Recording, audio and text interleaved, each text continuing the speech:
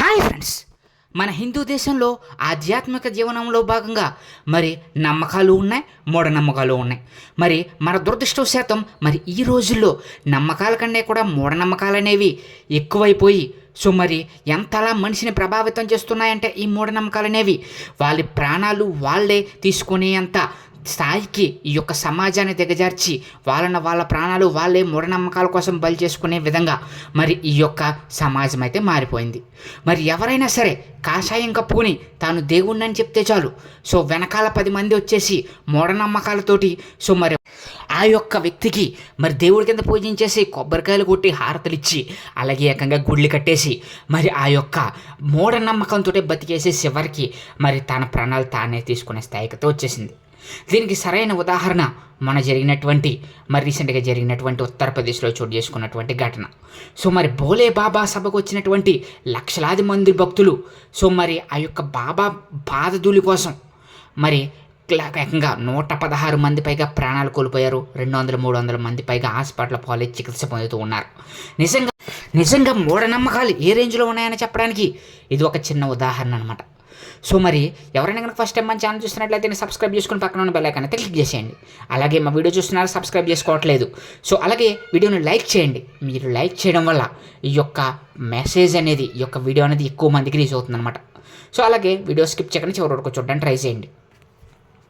ఎవరైనా సరే మరి గారడి విద్యలతోటి జనాలను యొక్క నమ్మకాలతోటి ఆడుకుని ఆ యొక్క మూఢ నమ్మకాలని సైతం వీళ్ళు క్యాష్ చేసుకోవడం ఈ సమాజంలో సర్వసాధారణం అయిపోయింది. తానే దేవుడిని అని చెప్తారు ఒకడు, తాను శివలింగాలను తీస్తానని చెప్పేసి గాల్లోని శివలింగాలు తీస్తాడు. అలాగే మరి వివిధ గారడి విద్యలు ప్రసాదించి మరి వాళ్ళని ఎలాగైనా సరే తన మార్గంలో పెట్టుకుని తనకు వందలాది మంది, వేలాది మంది, లక్షలాది మంది భక్తుల్ని తయారు చేసుకుని తానే దేవుడి కింద ఫీల్ అయ్యి చివరికి తానే రాజ్యం వంటి విధానంతో ఒక్కొక్కడు ఒక్కొక్క విధంగా ఒక్కొక్క బురుడి బాబా రూపంలో అయితే బయటకు వస్తూ ఉంటారు. మరి అటువంటి రూపంలో బయటకు వచ్చాడు మరి భోలే బాబా. ఈ భోలే బాబా ఎవరు? అసలు ఈ భోలే బాబా అసలు బాబా కింద ఏ విధంగా మారాడు, అసలు ఆయన వెనకాల పూర్తి హిస్టరీ ఏంటి అనేది మనం ఈరోజు 1 by 1 అయితే ఇప్పుడు మనం 1 by 1 తెలిసేసుకుందాం. మరి మూఢనమ్మకాలు ఏ రేంజ్లో ఉన్నాయో చెప్పడానికి ఇది ఒక ఉదాహరణ అనమాట. మరి 116 మంది ప్రాణాలు తీసినటువంటి సంఘటన మరి ఈ యొక్క ఉత్తరప్రదేశ్లో అయితే చోటు చేసుకోవడం జరిగింది. ఉత్తరప్రదేశ్లోని హత్రాస్లో జరిగినటువంటి ఆధ్యాత్మిక కార్యక్రమం అంతులేని విషాదాన్ని అయితే తీసుకొచ్చేసింది. ఈ సందర్భంగా జరిగిన తొక్కేస్లాట్లో 120 మందికి పైగా ప్రాణాలు కోల్పోయారు. మరి కొందరు ఆసుపత్రుల్లో చికిత్స పొందుతున్నారు. వీరిలో ఇంకా పలువురు పరిస్థితి విషమంగా ఉందని, మృతుల సంఖ్య ఇంకా పెరిగే అవకాశం ఉందని అయితే చెప్తున్నారు. బాబా నిర్వహించినటువంటి కార్యక్రమానికి లక్షలాది మంది రావడం వెనుక పెను విషాదం చోటు చేసుకుంది.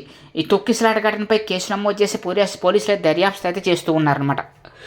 మరి భోలేదేశ్ రాష్ట్రం ప్రతి ఏటా కూడా జిల్లా పటియాలి తహసీల్దార్లోని బహదూర్ గ్రామానికి చెందినటువంటి నారాయణ సాకరిహరి అనేటువంటి ఒక వ్యక్తి భోలే బాబాగా మారిపోయాడు అనమాట. చిన్నతనంలో తండ్రితో వ్యవసాయం చేసినటువంటి ఈ యొక్క నారాయణ సాకరిహరి జనాలకు తాను ఇంటెలిజెన్స్ బ్యూరోలో పనిచేస్తున్నట్లు చెప్పుకుని తిరిగేవాడు. అంతేకాదు 26 ఏళ్ళ క్రితమే తను ఉద్యోగం మానేసి ఆధ్యాత్మిక బాట పట్టినట్లు జనాలను నమ్మించాడు. మరి గవర్నమెంట్ ఉద్యోగం చేసేటువంటి ఈ వ్యక్తి ఆ యొక్క ఉద్యోగాన్ని మానేసి మరి బాబాగా అవతారం ఇచ్చాడు. తానే గురువు అని, తానే దైవం అని చెప్పేసి ప్రకటించుకున్నాడనమాట. తను గురువు ఎవరూ లేరని, కేవలం సమాజ హితం కోసం ఈ మార్గాన్ని ఎంచుకున్నానని ప్రచారం చేసుకున్నాడు. అలా చిన్న ఆధ్యాత్మిక కార్యక్రమాలు చేస్తూ పాపులారిటీ సంపాదించుకున్నాడు.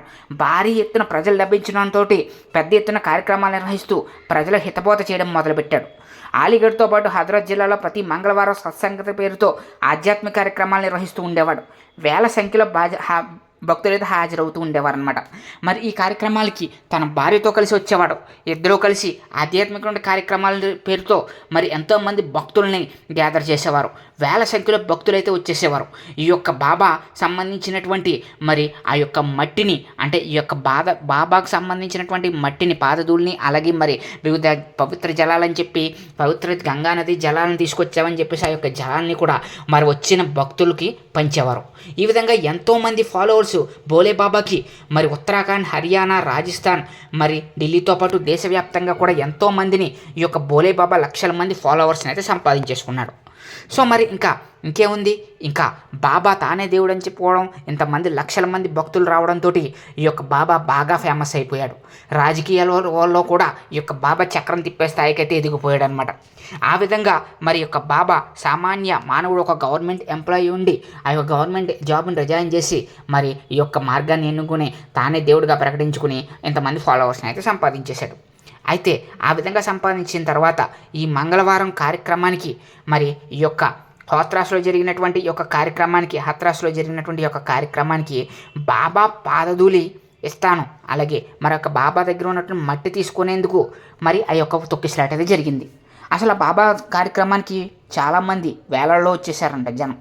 ఆ యొక్క జనం ఒక్కసారిగా గుమిగూడి మరి ఉండడంతో వీళ్ళందరినీ కూడా మరి ఆ యొక్క హాల్లోకి తీసుకెళ్ళి మరి ఆ యొక్క గేట్లు అయితే మూసేయడం జరిగింది. బాబా వచ్చి ఆ యొక్క ప్రసంగం ముగిసాక బాబా వెళ్ళే వరకు కూడా ఎవరిని కూడా బయటకు వదలలేదంట. బాబా వెళ్ళిపోయిన తర్వాత అందరూ స్పష్టం చేసుకుని బాబా వెళ్ళిపోయారు అనుకున్న తర్వాత అందరినీ ఒకేసారి వదిలేసేసరికి అందరూ కూడా ఆ యొక్క మట్టిని తీసుకోవడానికి, ఆ యొక్క పాదధూళిని తీసుకోవడానికి అయితే ఎగబడిపోయారు. ఒకళ్ళ తర్వాత ఒకళ్ళు ఎగబడేసరికి తొక్కిసలాటలో 116 మంది ప్రాణాలు కోల్పోయారు. మరి ఈ విధంగా ప్రాణాలు కోల్పోయిన మరి వంటి ఎంతోమంది కుటుంబాలు నిరాశ్రులైపోయాయి. మూఢనమ్మకంతో ఆ యొక్క బాబా కోసం వచ్చిన వాళ్ళందరూ కూడా మరి ప్రాణాలైతే విడిచేయడం జరిగింది. దీంతో దేశం మొత్తం కూడా ఇప్పుడు ఒకేసారి మరి అంతా కూడా విషాదకరమైన సంఘటన అయితే చోటు చేసుకుంది ఉత్తరప్రదేశ్లో అనమాట. వెంటనే పోలీసులు వచ్చి మరి ఆ యొక్క దర్యాప్తు అయితే చేస్తూ ఉన్నారు. అలాగే మరి ఆ ఉత్తరప్రదేశ్ సంబంధించినటువంటి యోగి ఆదిత్యనాథ్ సీఎం ఎవరైతే ఉన్నారో సో మరి మృతుల కుటుంబాలకు పరిహారం కూడా ప్రకటించడం జరిగింది. దాని మీద ఒక కమిటీ వేసి ఏం జరిగిందో తెలుసుకోవాలని జరిగిందనమాట. మరి ఈ విధంగా ఆ యొక్క సంఘటన అనేది ఎంతోమందిని కదిలించడం జరిగింది. సో ఎంతోమంది ప్రాణాలు కోల్పోయారు, ఎంతోమంది హాస్పిటల్లో ఈ రోజుకి ఇప్పటికీ కూడా చికిత్స పొందుతూ ఉన్నారనమాట. మరి ఏదేమైనా కానీ మూఢనమ్మకాలు అనేవి ఎంత ఘోరంగా ఉన్నాయో అనేది ఇదికి ఒక ఉదాహరణ అనమాట.